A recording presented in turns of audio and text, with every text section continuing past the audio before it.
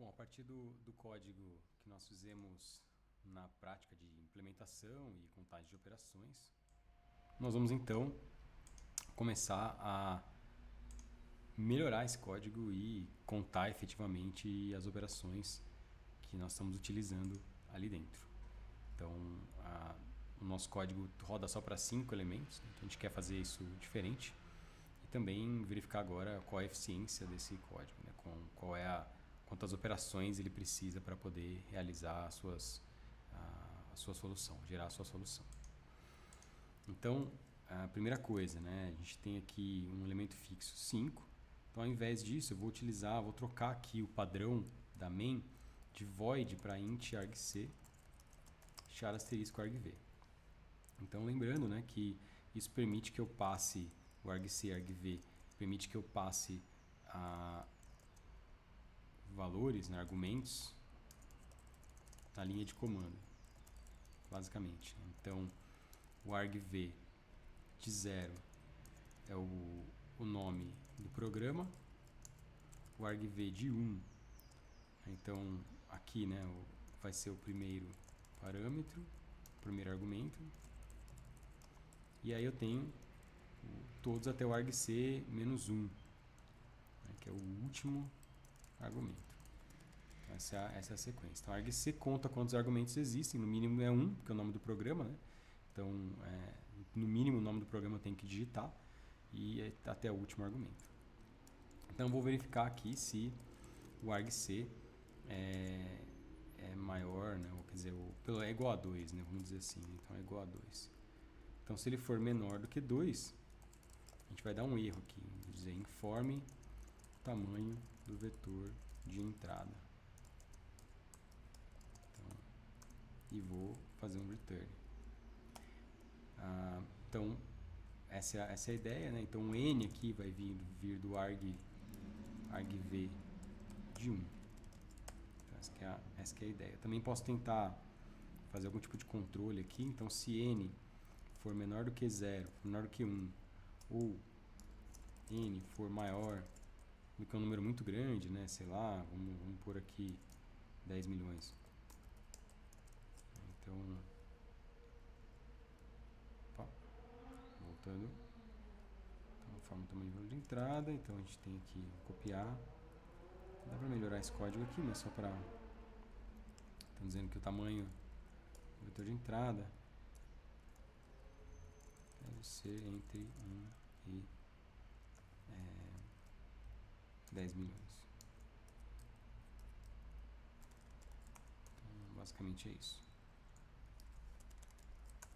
E que é até bastante, 10 milhões. Então, dando aqui só para mostrar aqui como fazer. Então, a gente está aqui, né, pegando, verificando o argumento e validando. Então, agora a gente já sabe, né, ao invés de utilizar o 5 aqui, eu posso substituir o 5 por... então, onde eu encontrar 5, eu vou substituir por n e quero confirmação. Então, Então, S 5n com confirmação. Falhei aqui em 5. Eu acho que é... Ele tá... Tudo bem, vai. N aqui eu acho que não vai rolar. A gente vai na mão mesmo. Muito bem, então aqui eu tô agora mudando para N, né, que vai facilitar. E então a gente vai rodar aqui só para ver se tá tudo ok. Faltou aqui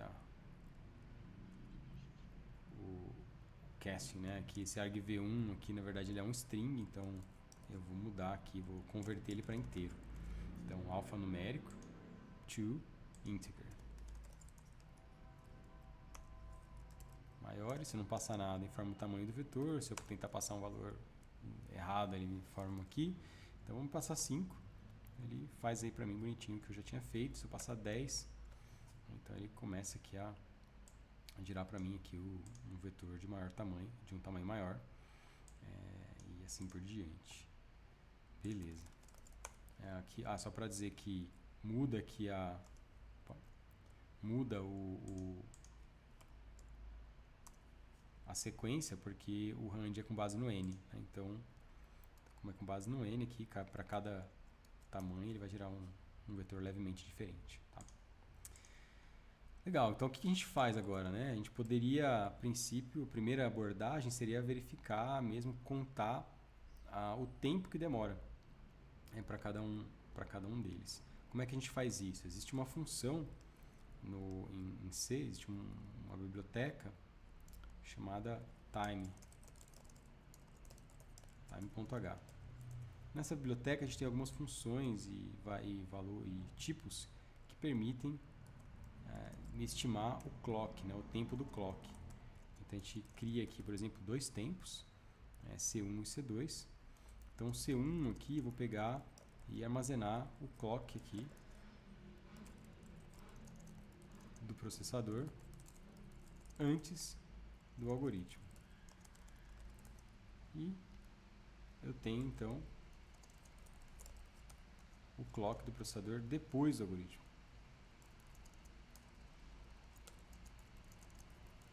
O que a gente tem, né? Então a gente pode fazer a diferença entre eles. Então o tempo vai ser igual a C2 menos C1, né? A diferença, né? O número de clocks dividido por clocks per sec, que é uma constante, né? Um define que já existe dentro da biblioteca.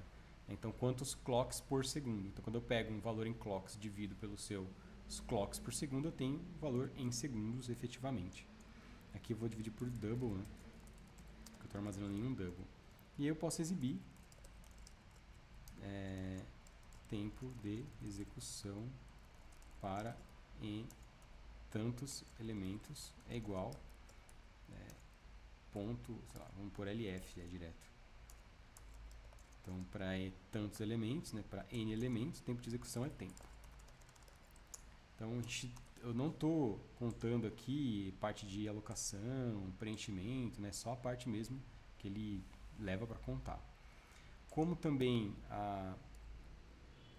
a print, né, a saída pode ser algo que atrapalha aqui na contagem, eu não vou fazer essa verificação aqui. Eu vou eliminar esse printf aqui para garantir que eu estou contando o tempo certinho, que eu não estou incluindo a impressão no tempo, né, de execução. Então vamos lá, né? Então a gente pega aqui o 5, o tempo de execução é bem pequeno, né? Então dá para ver 0,000. Então eu vou colocar aqui que é segundos. Eu vou especificar aqui que são segundos. Então é o número de segundos, né? Dá para ver que existe uma variaçãozinha, né? Por isso que geralmente se roda várias vezes, porque o sistema operacional ele está sempre oferecendo para aquele programa uma quantidade, né, de espaço na CPU, de tempo de CPU. E existem outros programas concorrendo, então existe uma variação normal de acontecer. Mas vai ficar mais interessante conforme a gente vai aumentando, né? Então com 10, por exemplo, 10 elementos é praticamente igual a 5 elementos. Com 100 elementos, então ele começa a aumentar um pouquinho. Então eu vou, inclusive, né, tem aí o vetor, eu acho que eu vou até tirar eu vou tirar até mesmo esse cara aqui, né? Uma forma não tão ideal, mas interessante de fazer isso é definir aqui o debug, né? Então quando o debug é 0, então ao invés de eu ficar comentando, eu posso fazer assim, né? Se está no modo debug, ele printa aquele cara. Se não printa nada. E basicamente é isso. Aí fica mais fácil, não preciso ficar comentando. Então tá aqui debug 0.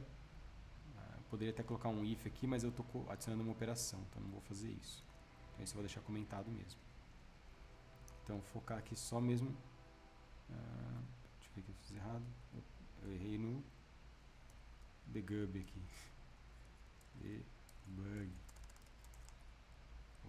salvei.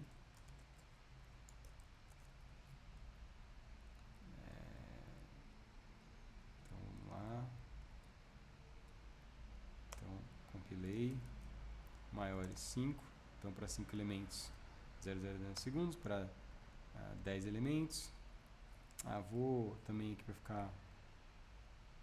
Estou sendo bem detalhista, né? Para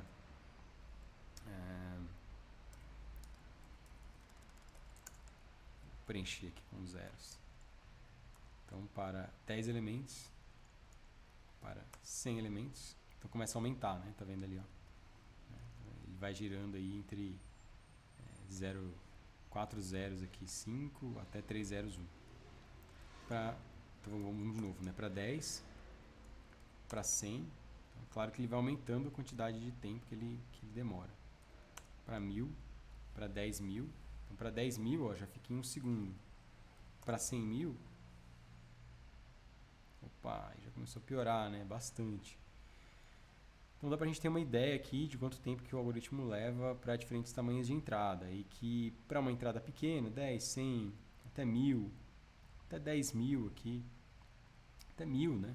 Ele está bem abaixo de 1 segundo, o que seria para a gente instantâneo, para um ser humano seria instantâneo.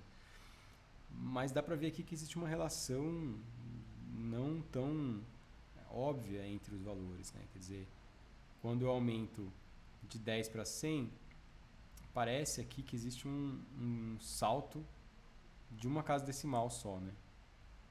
De 100 para 1000, 2 casas decimais. De 1000 para 10.000, 3 casas decimais também. E aí agora para 100.000, tá vendo? Nem acabou aí, ó, tá aí rodando, né? E a gente vai ter que esperar um pouquinho aí para ele poder realizar essa operação. Então, como eu comentei na aula anterior, a desvantagem da gente ter essa variação no processador, né? Quando vocês rodarem na casa de vocês, pode ser que dê diferente. O ideal é a gente fazer a contagem das operações efetivamente. Então vamos olhar aqui quais são as operações, né? Esse é o algoritmo efetivamente. Então, esse aqui é o algoritmo. E aqui é o fim do algoritmo.